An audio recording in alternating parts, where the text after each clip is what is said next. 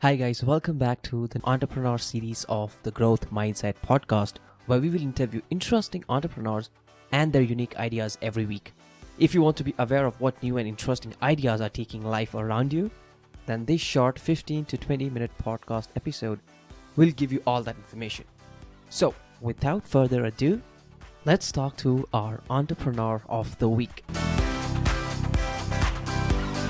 First thing first, Mehar, thank you for taking your time out and joining us on the podcast. It is an honor to have you here. No, Irshad, my pleasure. I think it's an honor to be invited for your podcast interview. So thank you for having me. Awesome. Mehar, now we've had interaction in the past, but for people, let's say, who are hearing you on my podcast for the first time, would you like to tell what Mehar is all about, where you're from, and what do you do currently? Sure. So I am originally from New Delhi, India. I was born and raised there. I lived there for about 26 years of my life. And I moved to London to pursue an MBA degree in 2016. So I have been living in London since then, on and off mostly. But yeah, so now I currently live in London and I work as a strategy consultant for a boutique British consultancy firm.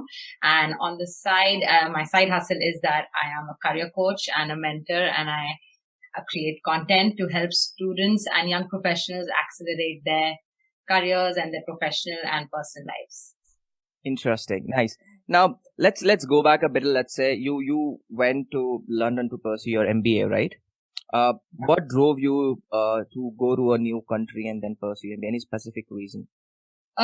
So Irshad, I think because of my graduation and the course that I did afterwards, which was chartered accountancy, was very self-study, sitting in the corner of my home and just mugging up this intense course, so in lots of books and like thick books for years altogether. So I really miss that, university experience and campus life and all that. So I always wanted to do a master's after my CA course. But when I decided to, do a master's, I thought, why not get like international exposure, global experience, So that's when I started to explore my options.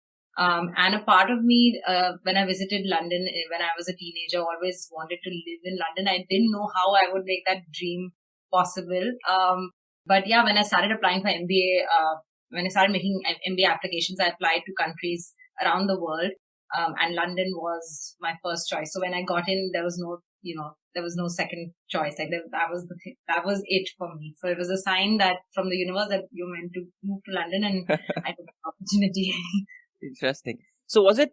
I want to ask you this: do you the whole intent of you going to, let's say, London was just to get the exposure, or did you really want to get the degree? What, because these are two different things, right? One is you just want to get a degree, but second is you want to get the exposure and maybe learn. The experience is different than the degree itself. So what was your intention?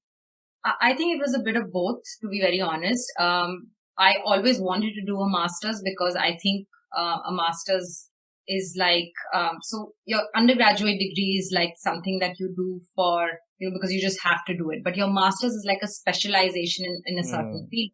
So I wanted to be recognized as someone who is a specialist when it comes to business. So yeah, that's why I wanted to do a master's. And yes, you're right. The second bit of it was to get that exposure, to meet people from around the world, have that experience of sitting in a classroom where all the information is shared with you in a practical way rather than a theoretical way. So all those reasons were why I decided to do an MBA. Correct. You've studied both in India as well as you've studied in the UK. Obviously, there are going to be a lot of changes. So, what are the changes that you think people should consider? Because let's say if I want to go out to the UK or to the US to pursue my MBA, why should I look at another country rather than doing it in my own country? I think everybody's priorities are different. I'm not going to say that Indian education is not for you. Like that, you have to, there's a lot of personal factors that go into making this decision.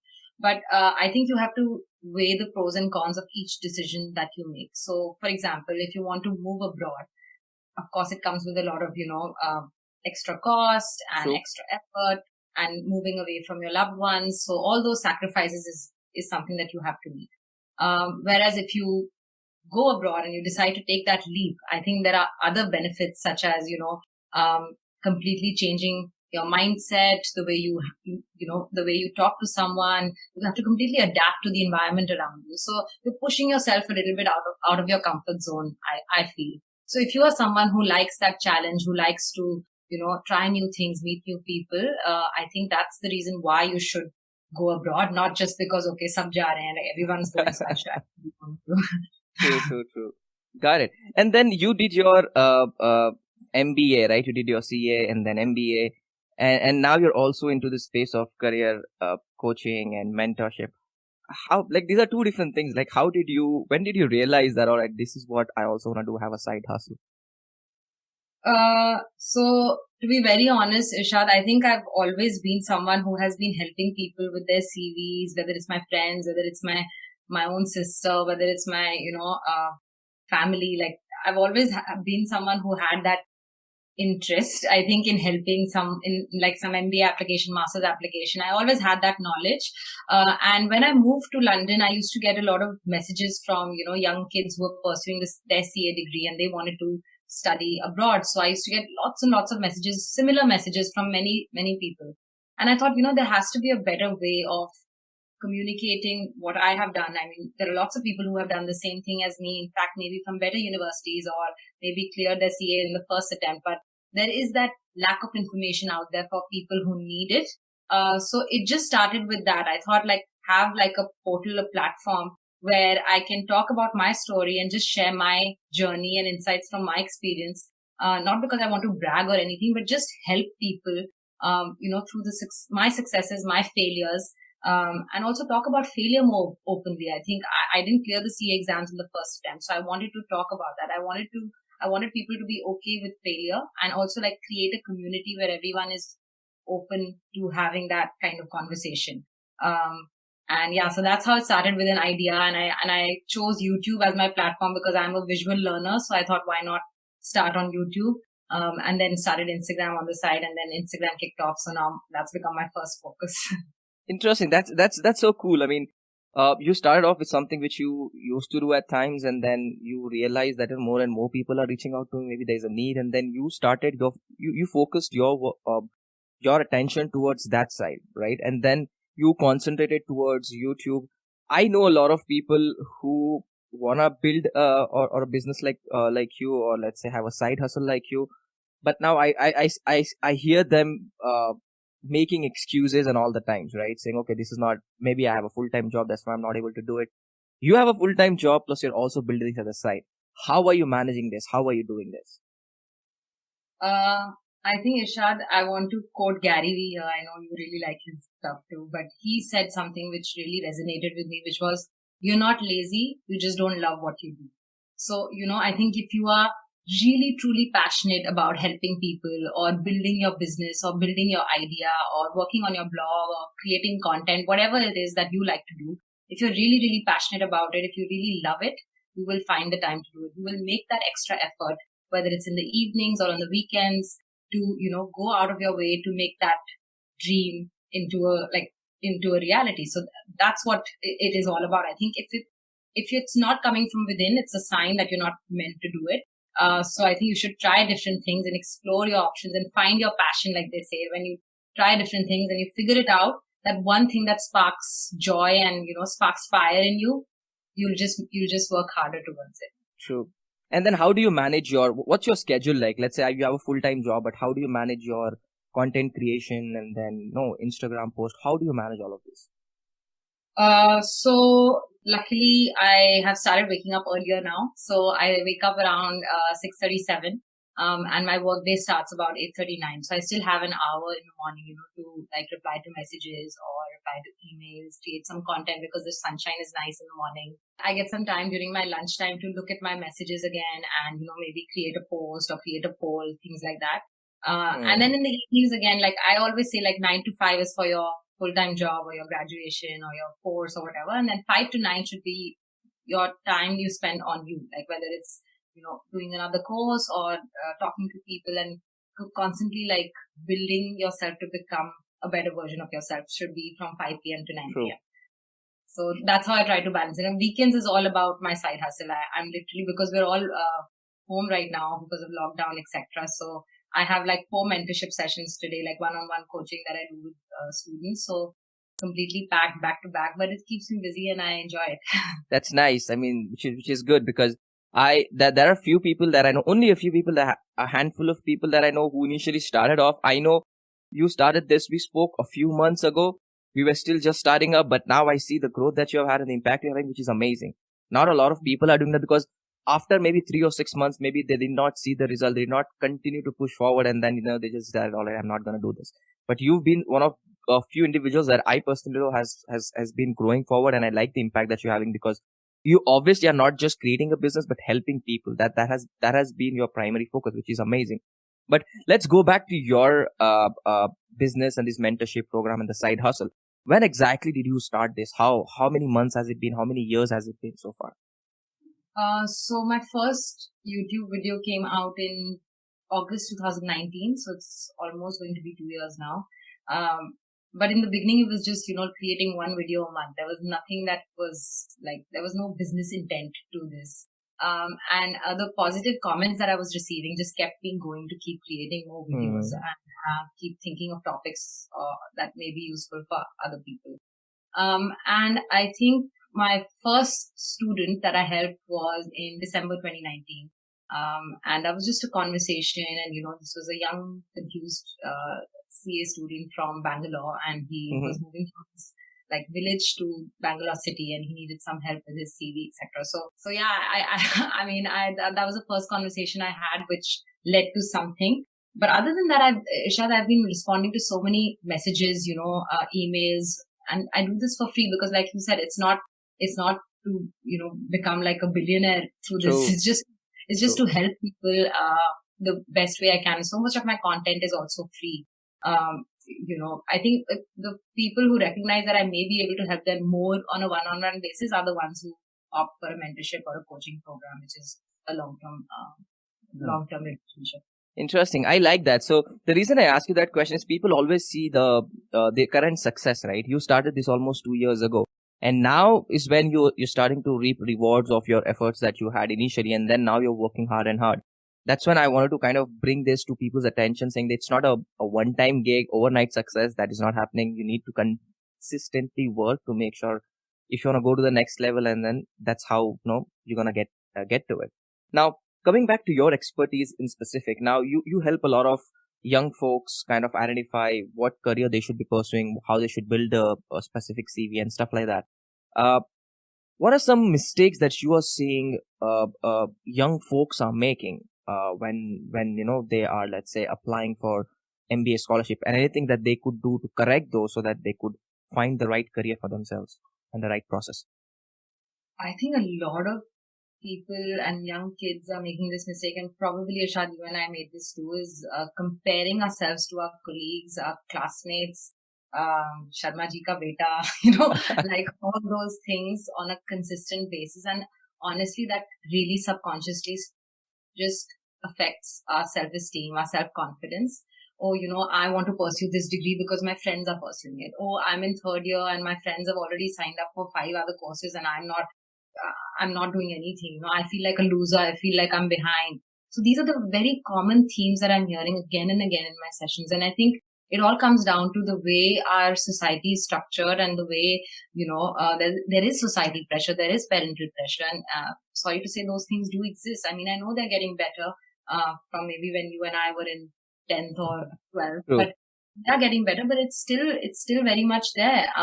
So I think this is the common mistake that they're making. They're comparing their journey to someone who may be completely different from them, number one, or number two, someone who may be 10 steps ahead of them because they started sooner or, sooner than them. So we need to strike that balance and just remember who we are, what we believe in, what are our passions, what is something that I truly want to do versus what others are doing. And I think that is the most common thing that I've heard. And I just want to give that advice to anyone who's listening, is that, just take a moment to understand who you are and what your dreams are. And take a blank piece of paper and just journal your thoughts, just don't compare what others are doing for a second. if you decide to do a course, decide because you want to do it, not because of any other. Got it. And talking about how people can actually correct, or let's say create the right kind of CVs so that they could get the right kind of jobs. So what are a few pointers that people should keep in mind whenever they're creating their CVs? I always think, like people say, oh, CV is not that important in today's world, all of that. I think a CV is still important. It's not like when for example, I have a small team, but when I was recruiting for my team, I wasn't looking at what qualifications they have or which university they've studied at. I was just looking at the way they sent that email to me. So, those few lines in the email, the way their CV was structured, was it well formatted? Was it easy to read? Was it with correct punctuation and correct grammar? Those are the little things that I was noting. So I think you have to make sure that your CV is clear to understand. It doesn't have to be something that runs across 3 pages, especially if you're like 20, 21 years old. You cannot have a CV that's that. So having a good sized font, explaining what you've done and explaining your achievements in a way that would make an impact to the employer. So you have to customize your CV for each position. You cannot just copy paste the same CV on every website. That's really not the strategy that you should be following. And that's again the number one mistake I see people make. All right. And let's say people somehow they uploaded their CV, they got shortlisted for the interview. Now, what are some, let's say, 3 or 5, let's say three top things candidates should keep in mind to make sure that they are able to clear those interviews? I think my top 3 tips would be, number 1, do your research on the company, like A to Z, whatever you can find out about them on their website, on their LinkedIn page. Maybe you can get in touch with some employees, current employees, or maybe ex-employees of that firm, and just understand what the culture of the firm is, what are the top management of that firm, what do they believe in, what is their history, what type of clients they have. So doing your proper research. Secondly, I think it's very important to practice your story. Like, your CV is only going to tell so much about you, but having this conversation, like if you were my interviewer, I should be able to communicate what I have done other than what's already on my CV. So practicing that in front of the mirror again and again, until you get it right, or maybe recording yourself on your phone or a camera, and then watching that recording and seeing what you're doing wrong. And the third is that we all have this pangs of anxiety before an interview. I think you have to let go of that anxiety and just showcase yourself as a confident individual. And I know that comes with practice, and the more you practice your pitch, your story will directly lead to you being more confident at the interview. So 3 things: do your research, make sure you practice your story, your background, your experience, and third is just display confidence. Okay. So third point that you mentioned is one of the most crucials, right? The display confidence, show that you're not nervous and things of that sort. But how can somebody, because it's more like, even though you're nervous, you still are going to be faking it at initial because you're still nervous, but you still want to show that you're confident. Any practical tips that you have on top of your mind that can help people seem confident or feel confident? I think there are a lot of things. I think first of all, you have to, that negative voice we all have in our heads. It could happen before an interview like this between you and me, or it could happen when I'm presenting at work, or it could happen sometimes when, like before Josh talks, I was really, really nervous. So I think you just have to reduce that noise in your head, and just remind yourself that you are capable of giving this interview. You are capable of giving this Josh talk. You're capable of being called in for this presentation or this podcast interview, whatever it is that you are currently facing. I think you just have to remind yourself you are capable, you are worthy. So, saying out these confidence affirmations out loud to yourself again and again until you reduce that negative voice in your head. That's number 1. And number 2, you have to really pay attention to your non-verbal communication. So even if, your heart is thumping inside you, nobody can hear it, only you can. So just display confidence, just showcase and portray confidence, even if you're not feeling it, like you said. I think it's about smiling, making proper eye contact, sitting up straight, all those things. Even if it's a virtual interview like this, it plays a big role.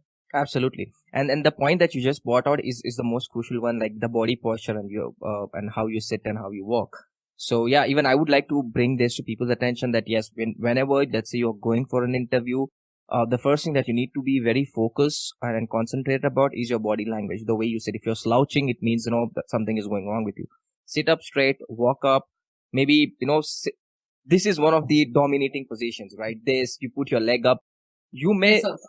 yeah, exactly. Though it looks that you are going to be dominating, but actually what you're doing is you're short circuiting your brain in terms of making sure that you release those hormones, feeling good hormones, and make sure that you seem confident. And actually, this is a practical tip as well, right? People, let's say if you practice this dominating positions for 2 minutes, and then you go to the interview, people will actually feel they're more confident. Why? Because all of those hormones have been released when you were sitting in that position.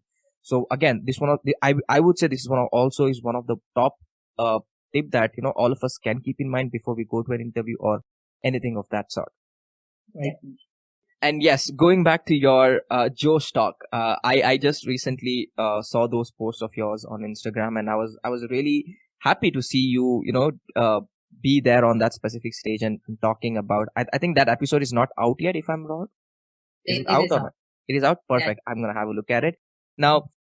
Tell us, how did you end up in Joe stock? How did this happen? Did you reach out? Did they reach out? How did this all this process begin in the first place? I did not reach out to them, but to be honest with you, it's been something on my vision board for a long time. So Josh Talk, TED Talks is all on my vision board. But they reached out to me 2 weeks before I traveled to Delhi, and it was like a dream come true. I was like screaming the day I got that. Perfect timing. Yeah, perfect timing. And I told them that I'm coming to Delhi, and luckily their studio is in Delhi, Gurgaon area. So I was thrilled, and we decided on a date, and then it was scripting what it's going to. So how it works is they give you a topic, and then you can suggest a topic, and then you come to a mutual consensus, and then you script something, and then they give you feedback on that script. So this whole process took 2 weeks, and then of course once the pitch got finalized, sorry, not the pitch, the script got finalized. It was about practicing, and I was in Delhi. I had taken some time off, just to be with my family. It had been a long time. But yeah, I was just so nervous. I was practicing at night once everyone was sleeping. It was just making sure that I don't make a fool of myself. So yeah, it was a very exciting journey. And then on the day, I think the team was really supportive and really helpful and really made me feel calm and comfortable. So yeah, and my husband was there to be my cheerleader. So it was all those things. That's really nice. I'm actually going to include your Joe Stock on the podcast episode as well, so that people can listen to that Joe Stock. And that's nice to know, because when initially, I know when we spoke a few months ago, we were still trying to build a business, and now you're going ahead and delivering Joe Stock, which is amazing. I'm sure a lot of people who are listening to your content, I know, I can see that, I can sense it, that we're going to see more and more nice content coming out of you. And that talk that you have in mind, inshallah, you'll have that pretty soon as well. I'm pretty confident. Thank you so much, Irshad. Okay.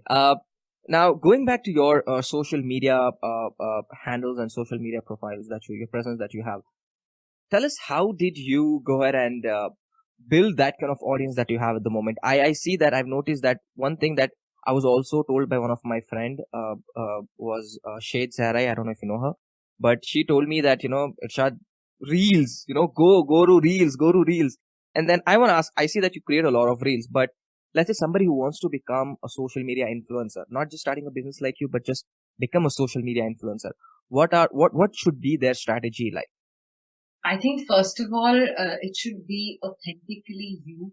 Like, don't try to imitate someone else. Don't. I mean, it's good to get inspiration from other things, but that doesn't mean you just copy paste that into your page. So first of all, understand who you are, what your brand is, what do you believe in, what is the type of content you want to create, what are the type of things you want to talk about. It could be anything. But once you narrow that down, just focus on that. Focus on you. Focus on becoming better, a better content creator or influencer every day in your niche. Like, don't try to, okay, today I'm a travel blogger, tomorrow I'm going to do talk about home interiors, and third day I'm going to talk about what recipes I'm making at home. I think we all have different interests, but doesn't mean that we talk about them, and confuse our audience. So our audience is going to follow us if they are seeing what we are delivering on a consistent basis. So firstly, be authentic, stick to a niche, your own niche, build it, and then consistently create content, good content. And what your friend said, I've been following her for a long time. So yeah, I completely agree. Reels are the way to go right now. So if you have a topic in mind, create good, visually pleasing reels, easy to understand. If you have too much text on there that's moving very quickly, those type of reels don't work. Find a topic that resonates with your audience, and if your content is good, it will hit that viral mode, and you will, and that's what growth is about on Instagram this year. Because of reels, we have something to our advantage, and we must use this tool to reach out to more people, because there are people who want to see you, there are people who uh, want to absorb your content. So there is a market for everyone. You just have to understand what that is. Absolutely. And Reels is one of the spaces, right? What about, let's say, things like YouTube or Facebook? Do you think people should also focus on all of those, or just focus on one specific uh, uh, medium at the moment, or one specific place? I think, Irshad, there's literally no harm in going across all mediums, but what you have to do is have like one or two primary mediums. You can't be, okay, today I'll, focus on LinkedIn, and then tomorrow I'll focus on Facebook. You have to have one or two things that are your main platforms, and then the others could be maybe, you just share the same post on them, like, instead of creating something completely new on those platforms. For example, like I do this, part time. If I did this full time, probably I would be more active on LinkedIn, or I would take my Facebook page more seriously, or maybe create two videos on YouTube every week or something, but I don't have that kind of time because I have limited time. I use Instagram as my first platform, and YouTube whenever I have the time to sit down and shoot a video which is for 45 minutes and then comes everything else. So I think it's okay to be across everything, but have one or two as your primary platforms. Correct. And I still remember, Meher, that when you were initially starting off, I also saw that you were hiring a few interns, right? Now, how important is to act intelligent like this? Because obviously, you cannot do everything by yourself, right? You have a full-time job. So how should people identify the right kind of interns, or let's say, how can they make sure that even though if they are not there, somebody else is working for them to make sure you are still producing content each and every single time? Yeah, Irshad, you're 100% correct. We did talk about that, and I think it's really important to delegate things, because you're only one person. You cannot be doing everything from A to Z for your business, or whatever it is that you're doing, your side hustle. So when you realize that you're growing into something bigger, you will realize that you only have limited time and capacity and energy. Yeah. So you can't be everywhere. So recognize the things that are important to you, that you want to do yourself. For example, I create my reels myself. I edit them myself 90% of the time. But things like, YouTube editing videos takes a long time. It's a long process. True. So for me to find someone at the moment I needed them was perfect. They reached out to me. I interviewed them. It was great. It all fit. And now I think I feel more excited about creating more content, because I know there's somebody who's going to, take that content and edit it for me. Similarly, True. I guess for you also, your podcast interview, you're not sitting and editing the audio clips, etc. Right? So True. it's important to recognize what are the things we want to do ourselves, and then delegating things that could be, done by somebody else who may be better at it, number one, and number two, who will make your life easier. So, True. yeah. True. Yeah, because initially, when I started the podcast, I was sitting and editing it myself. That's how it was. But editing is the main piece. Recording is easy, but when you want to edit it, it takes hours for you to sit and edit it, and 1 hour interview. So I totally feel the pain as to why you need to do this. But let's say people who are just starting off, they may not have the right kind of money to pay somebody else. What do you think at that point? Should they hire interns to do their work, so that interns can get their experience, and then maybe you can give them a certificate or things of that sort? Or do you think people should at least kind of keep some type of money out to pay to those interns as well, so that both of them are winning? What kind of strategy you think works best? I think in the beginning you have to do everything yourself, because number one, in the beginning you're just realizing and recognizing what you want to do and what you're trying to build. So you have to understand your side hustle, your business from A to Z. Once you've done that, once you've built an audience, once you've built a platform, once you think that it's getting too much, then of course, yeah, a great way is to hire part-time interns. That's what I have. Someone who's maybe studying or working somewhere else and has a couple of hours to make some extra money on the side. So I think if you can hire part-time interns. There are young and these young kids who are really energetic, who want to do a lot of things in their lives. So yes, I think that's a great way. Hire these part-time interns, give them a certificate, give them a reference for their next job or whatever it is. So I think that's a win-win situation for everyone. True. Good. That's exactly what even I do, and I recommend the same to any other, let's say, side hustle people who have a lot of side hustle and want to create their own business. I would say that's the kind of strategy, because Meher follows that, I follow that, and I hope anybody else trying to follow that. Just make sure you find some right energetic kids, individuals who can do your work, and you can also focus on more important tasks. Uh, Now, you understand the importance of having the growth mindset, Meher, because we connected on the same topic a few months ago. So, how do you work on developing this growth mindset? What are your rituals and habits?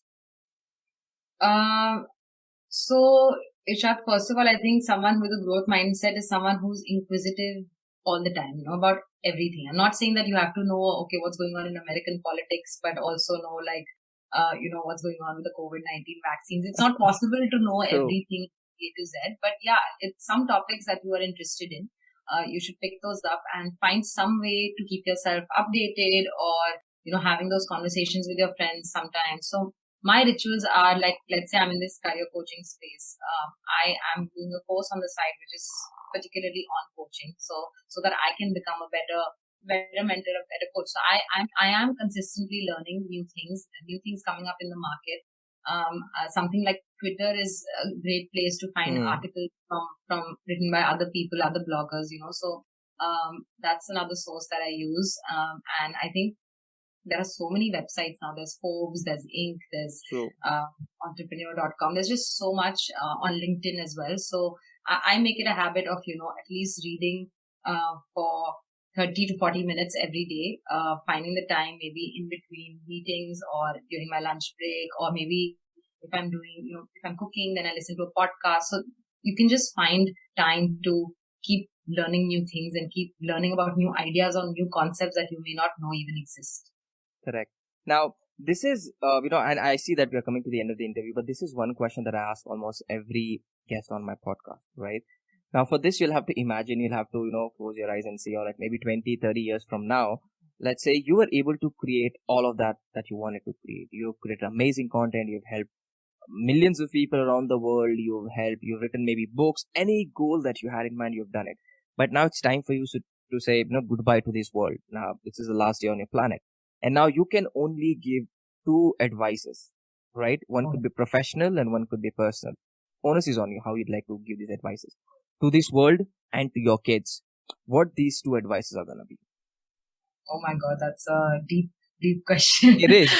I know it cannot be 30 years. You don't know what's going to come, but at least today, let's say whatever you've learned so far, it could be anything, personal, professional. What those two advices can be? I think personally, I would say, the people who matter to you should always matter to you. So you have to make that extra effort to, keep that bond alive, no matter where you live, no matter how much time you've been separated from them, whatever it is. I think find your core people who love you, who believe in you, who support you, and then go out of your way to make them happy.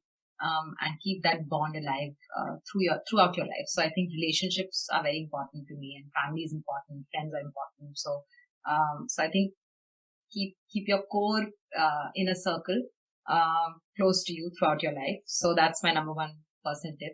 I think professionally, I would say that so many things I can say professionally, but I think success always comes after failure. So if there is something that you have failed at, don't take it to your heart, learn from it, and keep becoming a better version of yourself every day. So if you failed, it's okay. Setbacks are temporary. I always say that it's a temporary thing that you're going through. After a hurricane comes a rainbow. So believe that better things are coming for you.